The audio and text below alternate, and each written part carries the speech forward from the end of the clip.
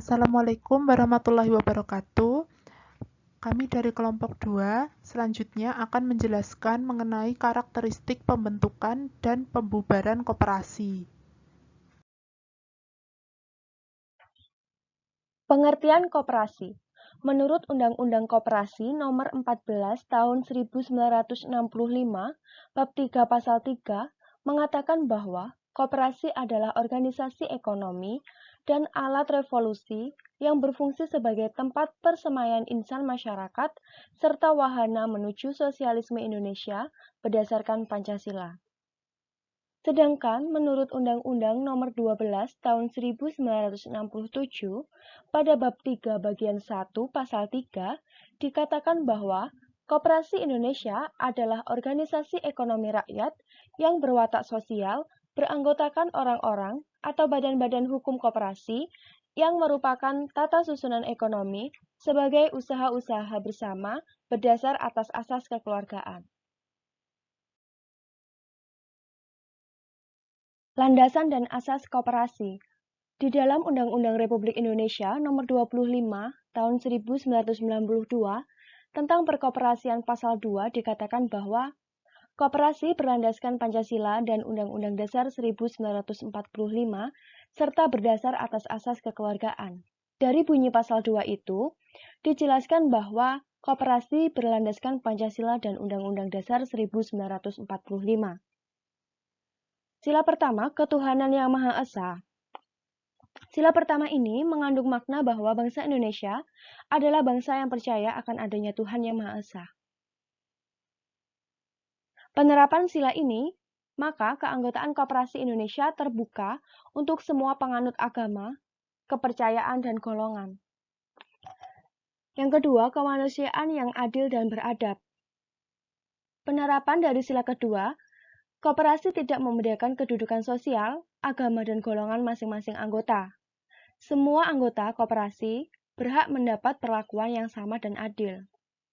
3. Persatuan Indonesia. Penerapan sila ketiga ini, bahwa koperasi tidak mengenal perbedaan suku, agama, ras, antar golongan, politik, atau status sosial anggota. Yang keempat, kerakyatan yang dipimpin oleh hikmat, kebijaksanaan dalam permusyawaratan perwakilan. Penerapan sila keempat ini, bahwa dalam perkumpulan koperasi, sistem musyawarah untuk mufakat harus benar-benar dilaksanakan. Jika dalam koperasi terdapat perbedaan pendapat dan pada akhirnya dapat diselesaikan dengan jalan musyawarah atau melalui voting, maka hasil akhir itu merupakan kesepakatan atau keputusan bersama dan menjadi tanggung jawab bersama pula. Yang kelima, keadilan sosial bagi seluruh rakyat Indonesia. Yang dimaksud keadilan sosial adalah keadilan yang berlaku dalam masyarakat, yang berarti tolak ukurnya adalah masyarakat. Penerapan sila kelima dalam koperasi yaitu, koperasi tidak hanya bekerja untuk kepentingan anggota, tetapi juga dapat berperan menunjang kepentingan masyarakat di lingkungannya. Selanjutnya, sisa hasil usaha koperasi sebagian harus dicadangkan bagi dana sosial dan dana pembangunan bagi masyarakat sekitarnya. Selanjutnya, tujuan koperasi. Dalam bab 2 pasal 3 Undang-Undang Republik Indonesia Nomor 25 menjelaskan tahun 1992 menjelaskan bahwa tujuan koperasi adalah untuk mengajukan kesejahteraan anggota terlebih dahulu. Dan sekiranya nanti mempunyai kelebihan kemampuan, maka usaha tersebut diperluas ke masyarakat di sekitarnya sehingga diharapkan mampu meningkatkan taraf hidup masyarakat. Selanjutnya, fungsi dan peran koperasi. Yang pertama, membangun dan mengembangkan potensi dan kemampuan ekonomi anggota pada khususnya dan masyarakat pada umumnya untuk meningkatkan kesejahteraan ekonomi dan sosial. Misalnya, kehadiran koperasi KUD. Nah, dengan hadirnya koperasi KUD tersebut akan dibutuhkan banyak pekerja untuk mengelola usahanya. Selanjutnya, untuk mengembangkan potensi yang ada, misalnya saja koperasi KUD yang bergerak di bidang pertanian. KUD tersebut dapat menyediakan alat-alat pertanian yang dibutuhkan petani dengan harga yang lebih murah, sehingga petani akan membeli kebutuhan tersebut di KUD dan dapat meningkatkan usahanya. Lalu yang kedua, berperan serta secara aktif dalam upaya mempertinggi kualitas kehidupan manusia dan masyarakat. Contohnya saja, koperasi dapat memberikan pendidikan kepada para anggota dan kemudian secara berantai para anggota koperasi dapat mengamalkan pengetahuannya tersebut kepada masyarakat di sekitarnya. Yang ketiga, memperkokoh perekonomian rakyat sebagai dasar kekuatan dan ketahanan perekonomian nasional dengan koperasi sebagai sokong gurunya. Lalu yang keempat, berusaha untuk mewujudkan dan mengembangkan perekonomian nasional yang merupakan usaha bersama berdasarkan atas asas kekeluargaan dan demokrasi ekonomi. Selanjutnya, prinsip koperasi. Yang pertama, keanggotaan bersifat sukarela dan terbuka. Sifat kesukarelaan dalam keanggotaan koperasi mengandung makna bahwa menjadi anggota koperasi tidak boleh dipaksakan oleh siapapun. Sedangkan sifat terbuka memiliki arti bahwa dalam keanggotaan tidak dilakukan pembatasan atau diskriminasi dalam bentuk apapun. Yang kedua, pengelolaan dilakukan secara demokratis. Prinsip demokrasi menunjukkan bahwa pengelolaan koperasi dilakukan atas kehendak dan keputusan para anggota. Para anggota itulah yang memegang dan melaksanakan kekuasaan tertinggi dalam koperasi. Yang ketiga, pembagian sisa hasil usaha dilakukan secara adil sebanding dengan besarnya jasa usaha masing-masing anggota. Pembagian sisa hasil usaha kepada anggota dilakukan tidak semata-mata berdasarkan modal yang dimiliki seseorang dalam koperasi, tetapi juga berdasarkan perimbangan jasa usaha anggota terhadap koperasi. Ketentuan yang demikian ini merupakan perwujudan nilai kekeluargaan dan keadilan. Lalu yang keempat, pemberian balas jasa yang terbatas terhadap modal. Modal dalam koperasi pada dasarnya dipergunakan untuk kemanfaatan anggota dan bukan untuk sekadar mencari keuntungan. Oleh karena itu, balas jasa terhadap modal yang diberikan kepada para anggota juga terbatas dan tidak didasarkan semata-mata atas besarnya modal yang diberikan. Yang dimaksud dengan terbatas adalah wajar, dalam arti tidak melebihi suku bunga yang berlaku di pasar. Lalu yang kelima, kemandirian. Kemandirian mengandung pengertian dapat berdiri sendiri tanpa bergantung pada pihak lain yang dilandasi oleh kepercayaan kepada pertimbangan keputusan dan usaha sendiri.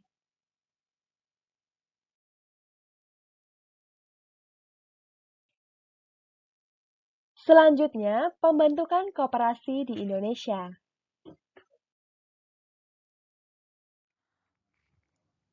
Baiklah, selanjutnya adalah pembentukan koperasi di Indonesia.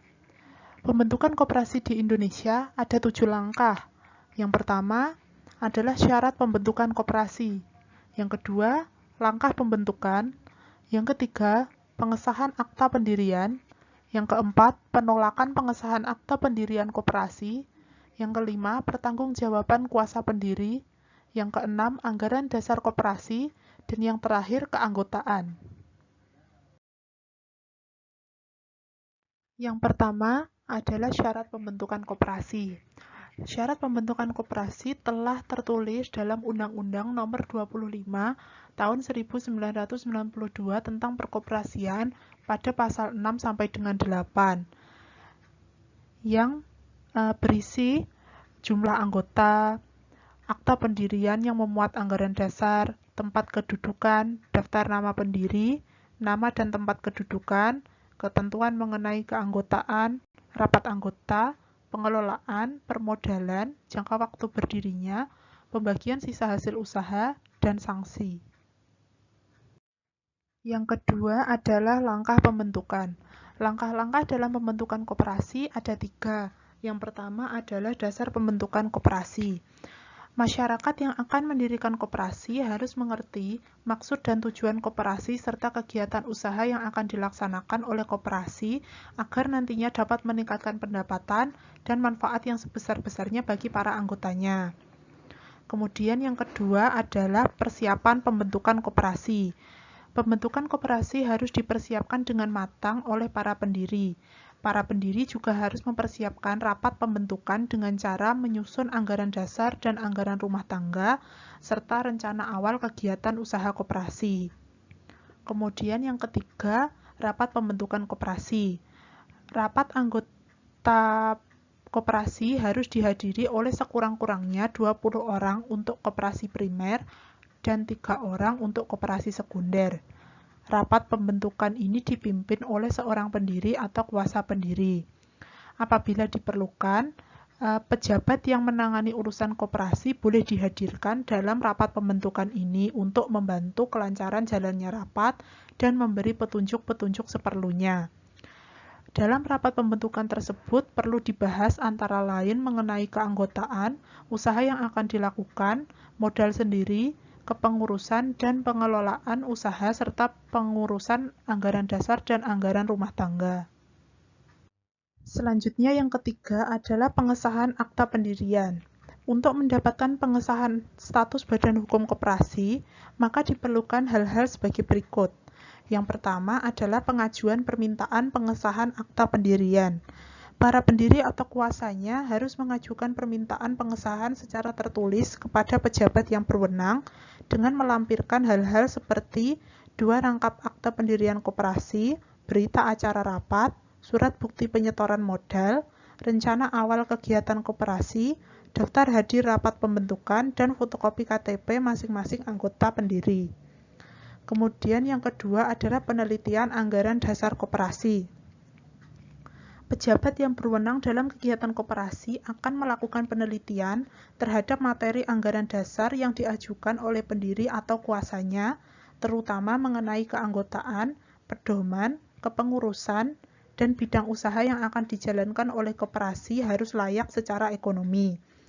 Apabila hasil penelitian nanti menunjukkan bahwa materi anggaran dasar tersebut tidak bertentangan dengan undang-undang, maka pejabat yang berwenang akan melakukan penelitian lebih lanjut dari jarak dekat mengenai hal-hal yang menyangkut bidang kelembagaan dan usaha koperasi yang bersangkutan. Namun, apabila hasil penelitian nanti menunjukkan bahwa materi anggaran dasar koperasi bertentangan dengan undang-undang, maka pejabat yang berwenang akan menolak permintaan pengesahan pendirian koperasi dengan menerbitkan surat penolakan. Selanjutnya yang ketiga adalah pengesahan akta pendirian koperasi. Hasil penelitian pejabat yang berwenang serta yang bersangkutan apabila tidak bertentangan dengan undang-undang, maka pejabat tersebut akan mengesahkan akta pendirian koperasi dengan surat keputusan atas nama Menteri Negara Koperasi. Pengesahan akta pendirian koperasi ini harus ditetapkan dalam jangka waktu paling lama 3 bulan terhitung sejak diterimanya permintaan pengesahan secara lengkap. Selanjutnya yang keempat adalah penolakan pengesahan akta pendirian koperasi. Apabila permintaan pengesahan akta pendirian koperasi ditolak, keputusan penolakan serta alasannya disertai dengan berkas permintaan harus diserahkan kembali kepada pendiri atau kuasanya dalam jangka waktu paling lama 3 bulan terhitung sejak diterimanya pengesahan secara lengkap. Namun, pendiri atau kuasa boleh mengajukan permintaan ulang dengan melampirkan 2 rangkap akta pendirian koperasi, berita acara rapat, surat bukti penyetoran modal, rencana awal kegiatan usaha koperasi. Lampiran yang diajukan ini harus sudah diperbaiki sesuai dengan yang disarankan dalam surat penolakan sebelumnya. Selanjutnya yang kelima adalah pertanggungjawaban kuasa pendiri. Selama permintaan pengesahan akta pendirian koperasi masih dalam penyelesaian, kuasa pendiri dapat melakukan kegiatan usaha atau tindakan hukum untuk kepentingan calon anggota atau calon koperasi. Setelah akta pendirian koperasi disahkan, maka pendiri harus segera mengadakan rapat anggota untuk memutuskan, menerima, atau menolak tanggung jawab kuasa pendiri atas kegiatan usaha atau tindakan hukum yang telah dilaksanakan. Apabila dalam rapat anggota tersebut diterima, maka kegiatan usaha atau tindakan hukum yang telah dilaksanakan menjadi beban atau keuntungan koperasi. Namun jika ditolak, maka segala akibat yang timbul dari kegiatan usaha atau tindakan hukum tersebut menjadi tanggung jawab pribadi kuasa pendiri. Selanjutnya yang keenam adalah anggaran dasar koperasi. Anggaran dasar atau AD adalah keseluruhan aturan yang mengatur secara langsung kehidupan koperasi dan hubungan antara koperasi dengan para anggotanya demi terselenggaranya tertib organisasi. Dalam prakteknya, anggaran dasar ini telah dirumuskan dan dipersiapkan oleh panitia pendiri koperasi. Kemudian dalam rapat pendirian, konsep anggaran dasar tersebut akan dibicarakan untuk kemudian disahkan dalam rapat anggota. Dalam pasal 8 Undang-Undang Republik Indonesia Nomor 25 Tahun 1992, anggaran dasar harus memuat sekurang-kurangnya daftar nama pendiri, nama dan tempat kedudukan, ketentuan mengenai keanggotaan, rapat anggota, pengelolaan, permodalan, jangka waktu berdirinya, pembagian sisa hasil usaha, dan sanksi. Selanjutnya yang ketujuh adalah keanggotaan. Sesuai pasal 17 ayat 1 Undang-Undang Republik Indonesia Nomor 25 Tahun 1992 telah dinyatakan bahwa anggota koperasi adalah pemilik dan sekaligus pengguna jasa koperasi. Oleh karena itu, sebagai pemilik dan pengguna jasa koperasi, anggota harus berpartisipasi aktif dalam kegiatan koperasi. Sesuai bunyi pasal 17 ayat 2, sebagai bukti keanggotaan dalam koperasi, keanggotaan koperasi tersebut dicatat dalam buku daftar anggota. Keanggotaan koperasi didasarkan pada kesamaan kepentingan ekonomi dalam lingkup usaha koperasi. Jika nantinya ada anggota yang merasa dirinya sudah tidak terwakili lagi kepentingannya dalam koperasi, maka dia harus diberi kebebasan untuk menentukan pilihan, apakah akan keluar atau akan terus sebagai anggota. Selain itu, keanggotaan koperasi tidak dapat dipindahtangankan karena persyaratan untuk menjadi anggota koperasi adalah kepentingan ekonomi yang melekat pada anggota yang bersangkutan. Selanjutnya adalah kewajiban dan hak anggota koperasi.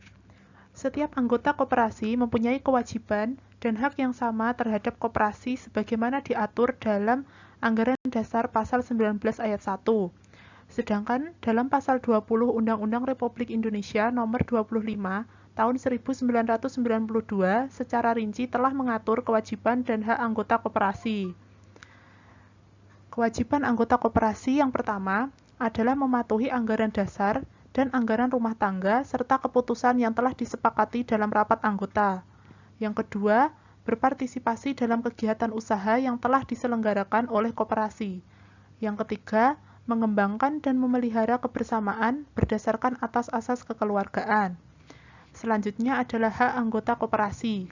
Yang pertama, menghadiri, menyatakan pendapat, dan memberikan suara dalam rapat anggota. Yang kedua, memilih dan atau dipilih menjadi anggota pengurus atau pengawas. Yang ketiga, meminta diadakan rapat anggota menurut ketentuan dalam anggaran dasar.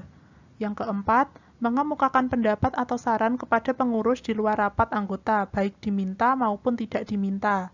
Yang kelima, memanfaatkan koperasi dan mendapat pelayanan yang sama antar sesama anggota.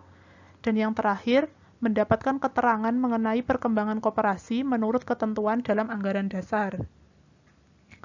Didahulukannya kewajiban daripada hak ini mengandung makna bahwa anggota koperasi harus mempunyai kesadaran yang tinggi untuk melaksanakan kewajibannya. Setelah kewajibannya tersebut dilaksanakan, barulah mereka boleh menuntut hak sebagai anggota koperasi.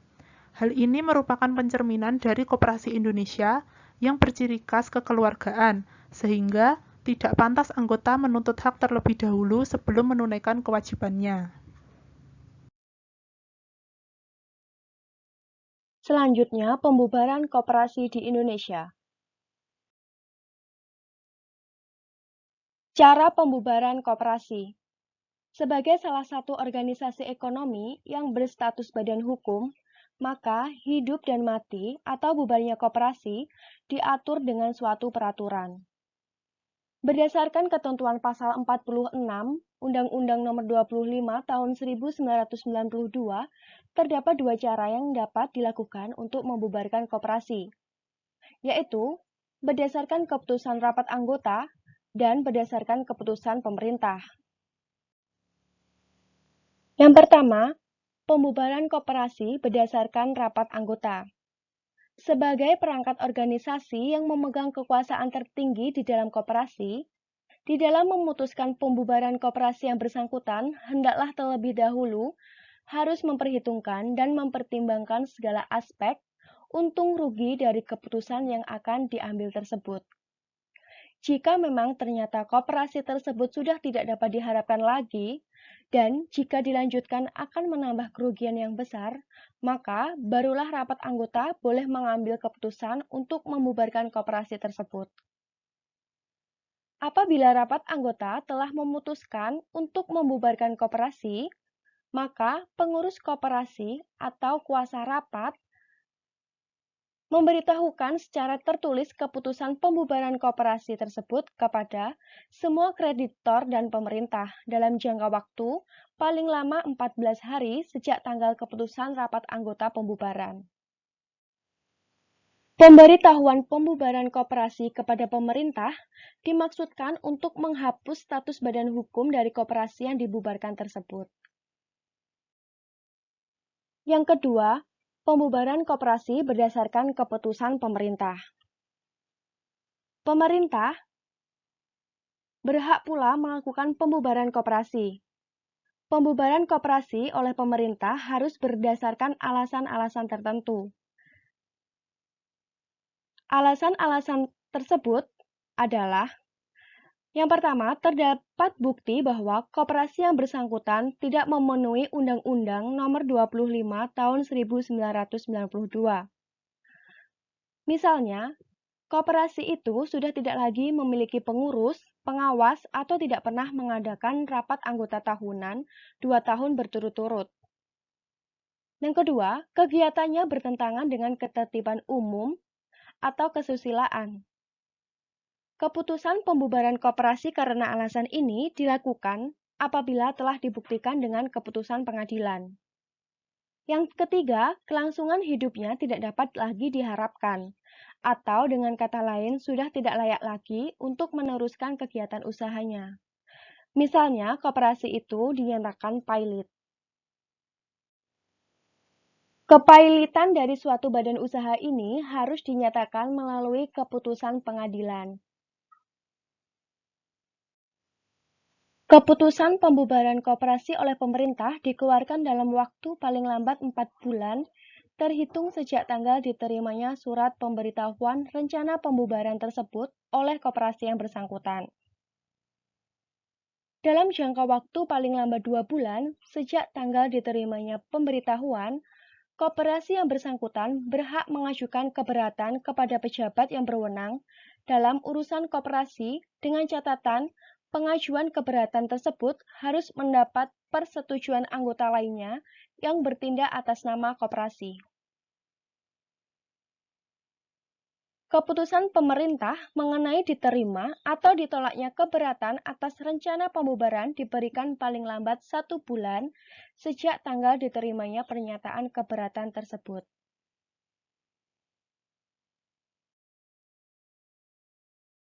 Selanjutnya, penyelesaian. Setelah dilakukan keputusan pembubaran koperasi, maka segera dilakukan penyelesaian pembubaran, yang selanjutnya disebut penyelesaian. Penyelesaian diatur di dalam pasal 51 sampai dengan pasal 55 Undang-Undang Nomor 25 Tahun 1992. Penyelesaian dilakukan untuk melindungi kepentingan kreditor dan para anggota koperasi.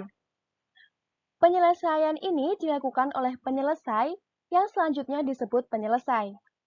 Untuk penyelesaian yang berdasarkan keputusan rapat anggota, penyelesai ditunjuk oleh rapat anggota.